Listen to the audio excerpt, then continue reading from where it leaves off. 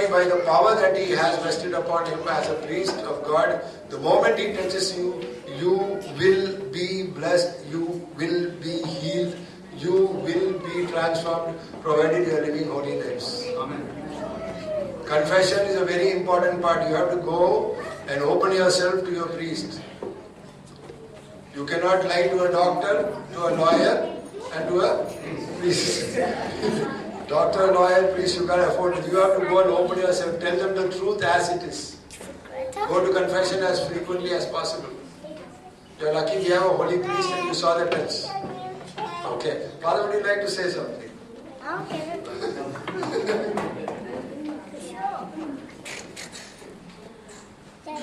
George asked me when I first came, and I said the only thing that's in my head is what's been in my head all day, which is family after family, organising funerals. So I've been with people all day, and so my head's been far from here really, in some ways. But nevertheless, with people calling upon God's mercy and grace in their lives. And so it's incumbent upon us really, as we receive God's gifts, to give God's gifts. And that's really all I want to say. We don't receive for our own edification, but we, like in the words of St. Francis, we are channels of God's grace and peace to us. So that's my prayer for you from today, that others will be blessed by the gifts of grace that you have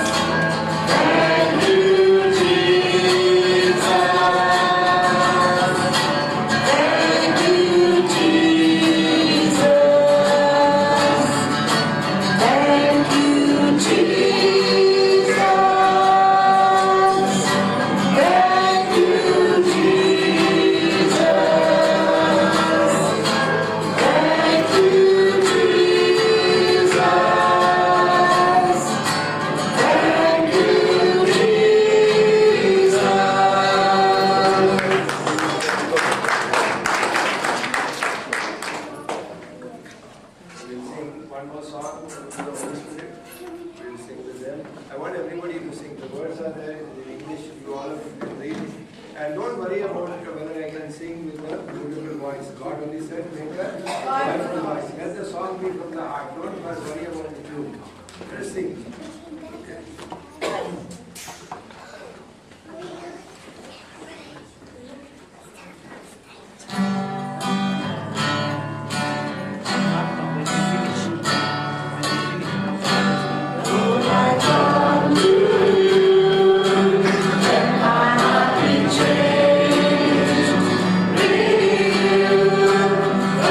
From the grace that I found.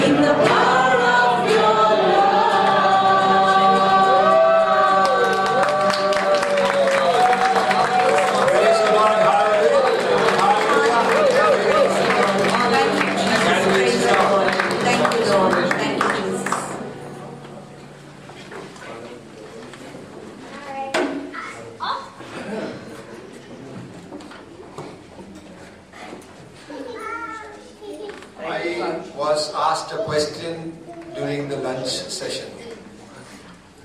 The question was this: brother, when I sit to say the rosary, I have so many thoughts coming to my mind. And the person said to me, I have got the picture of our Blessed Lady before me. I try to concentrate. I look at her and I say the rosary and I say a few words, and then immediately my mind is wandering. I am not able to concentrate on the mysteries. Anybody experiencing that here? Only 2 people, 3 people? Rest are not saying the rosaries? Or rest are lying? Okay. Do we have this problem, all of us? When we pray, we are distracted? Yes. And that upsets us a lot? Yes. Okay. I face the same problem too. And I'm going to show you something. I'm going to show you a different light of what is happening actually. One day I went to the Bishop of Calicut. When I went to meet the Bishop of Calicut, there were 2 other people waiting to see the Bishop. He was in his room. And we have a tradition in Kerala, when the Bishop comes, we genuflect, go down on our knee and we kiss the ring of the Bishop. It's not done everywhere, but certain places they do. Now in my childhood, I have seen my parents do it. And because that is what I learned, that is incultured in me. When the Bishop came out, he first stretched out his hand to me. I knelt down, almost genuflected and pressed his ring. The next 2 people waiting to see him was a provincial or some general superior or something of some institute, and another also was a nun. She was the top of her chain of command. The general of that CMI or something like that, he just bent a little and he shook hands. The other nun did something, she just also bent her head. And I was feeling so foolish in front of them, only me kneeling before this bishop. I thought I was outdated. I did something wrong. I should have also shook hands. And that was keeping on eating me. After the event, the bishop, I went to Bishop's room. We were sitting down and talking together. I have one special gift. Whenever the bishop or highly anointed people lay their hands on me, I start getting visions. And what vision I get will usually be true and correct. I got a vision for the bishop. I told him, Bishop, I'm getting this message. He said it is right. Then he asked me to sit down. As we were talking, he got a call from somebody. It was very important. He picked up the phone. And I knew that person was somebody very close. And that person was sick. And after the conversation, he told me, look, I want you to pray for somebody who is having this disease. I said, I will do that. I will do. As I was saying, this is years back. I told him, I'm Pidave, Bishop, I'm getting this message that you should say every day, one rosary for the soul of John Paul II, and offer that person to John Paul II, he will be healed. Immediately the bishop said, I will do that. I went back home that night. I felt prostrated in front of my altar, and I was lying down and I was praying for the bishop. And as I was praying for the bishop, I get a message. Go to the bishop and tell him to say a rosary for the soul of John Paul. Now it is a very hard thing to do. Go to your bishop and tell him, Bishop, you say, I got a message from the Lord. He will ask me, could he not tell me directly? So that's a very tricky situation. I was putting it off and putting it off and putting it off. Every day I pray. When I pray, I get this message. One day I went to my daughter's school to drop her. I dropped her in her school. That day I was not able to go for adoration, so I went to her school chapel. I sat in the chapel and I thought I would pray silently for some time. I went to the chapel. I found a group of retired nuns sitting there and saying the rosary loudly. I decided that I will go and sit and pray quietly. I tried to sit and pray quietly. With these Hail Marys, Holy Marys, they were saying I was not able to concentrate on my prayer. So I thought, if you can't beat them, join them. So I said, okay, I will start saying the rosary with them. And as I was saying the rosary, I was keeping on getting the image of the bishop. me talking to the bishop. I was getting thoughts of bishop talking to me the last week what we had. And I'm also getting the image of me going and telling the bishop, Father, Bishop, you should say a mass for the soul of John Paul. And I'm also seeing one thing, that the chapel in which I'm sitting, I'm closing my eyes, but I'm sitting with my eyes closed. The bishop is coming and pushing the door of the chapel where I was sitting. He's pushing it open and walking inside and coming inside the chapel. I saw that first time. And I was thinking, God, this Satan is distracting me, my pride is affecting me. Go to talk to the bishop. I said deliverance prayer, closed my eyes and started praying. Again I see the bishop for the second time. Me talking to the bishop, bishop coming and pushing the door open and walking inside. Second time. I said, Lord, please help me, Lord, help me to pray. I don't want to be distracted. I want to pray. I want to say my prayers properly. You know how Satan is tempting me. Help me, Jesus. I close my eyes. This time, what do I see? I see the corridor in which my daughter's school is there. The bishop is walking by. I see, grains of wheat grain that, when you, harvest and you tie them in sheaves. I see sheaves of wheat everywhere. The bishop is walking by. And I am seeing myself in that vision. I am seeing myself kneeling down before the bishop. As though I am very reverently, I am kneeling down before the bishop and like some king is passing by. And in that vision I am asking, I am hearing a voice announcing, the Prince of my people, the Prince of my people. And I am in that vision I am asking, I am saying Hail Marys also. In the vision I am asking Christ, I know the sound, the Prince of my people is from Jesus. So I am asking Jesus, why am I kneeling before the bishop? Immediately Jesus gives me the answer, you are not kneeling before the bishop. You are kneeling before my presence because I am in the bishop. See, 2 weeks ago I was asking the Lord, am I becoming old-fashioned? Should I genuflect before the bishop? And here I am getting the answer in the vision. He's telling me, you are not kneeling before the bishop, you are kneeling before me because I am in his presence, I am in him. I get that message, and the next thing I see is again I see the vision of the Bishop of Calicut pushing the door open and walking in. I finish seeing that vision, I hear the door open, and here comes the Bishop of Calicut. Every hair in my body, I was getting goosebumps. I was trembling with excitement. He went past us, he went straight to the front, he knelt down, he prayed for some time. And I was the one who was leading that decade. And I was in a hurry to finish the decade. I was flying through because I wanted to be out when he was there. I finished my decade, he got up from there. I got up from there and I was so excited, I just wanted to tell you, Bishop, I saw you coming, I saw this vision. I saw you opening the door. That's all I wanted to tell him. He went out of the chapel, I went behind him, and he saw me and he shook my hand, and before I could say anything to him, he told me, some of the messages you gave me last time came true. Praise the Lord. And the nuns all came running to see him, the superior, everybody comes running. He says, you wait. This is all wait. He takes me aside and he tells me a few other things. Then I tell him, Bishop, for past 2 weeks I've been getting the message, you should say Mass for John Paul II, for this soul, so that that person will get healed. I was getting this thought. He said, I will surely do it. He said, I will surely do it.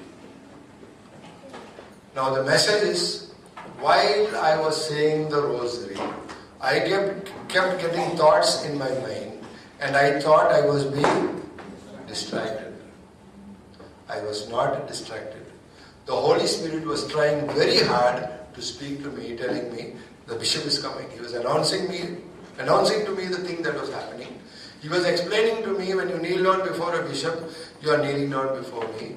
You can kneel down, you should honor the bishop. Okay. Do you understand what I am saying? So when you are saying the rosary, as you are saying the rosary, you start thinking of a son who is having a lot of difficulty, and if you are keeping on getting it, it only means either the Holy Spirit or our Blessed Lady is telling you, pray for that son. You can offer the decade to our lady for that son.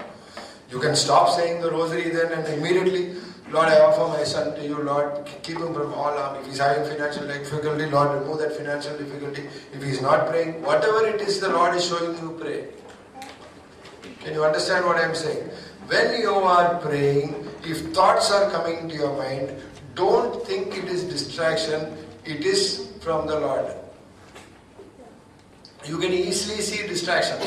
You can easily understand Satan works because it will be evil. He will want you to think bad things. He will want you to think about fighting, revenge, murder. There will be nothing peaceable coming to your mind when you are praying if it is from the devil. He will remind you of your office work you must rush to. Sometimes even God reminds you of the work you have to do. Can you understand what I am saying? When I pray, I usually have a piece of paper on my table with a pen. Whatever thought comes while I am praying, I usually write it down because it is important. God reminds you important things that you have forgotten. If your son or daughter was going to the examination hall, you will always remind them, son, did you take your hall ticket? Did you take your pen? Did you take the pad? Did you take the things you need? Did you take your identity card? You remind them. God reminds you frequently of things that you forget. So don't think when any thought comes to your mind in prayer, it is distraction.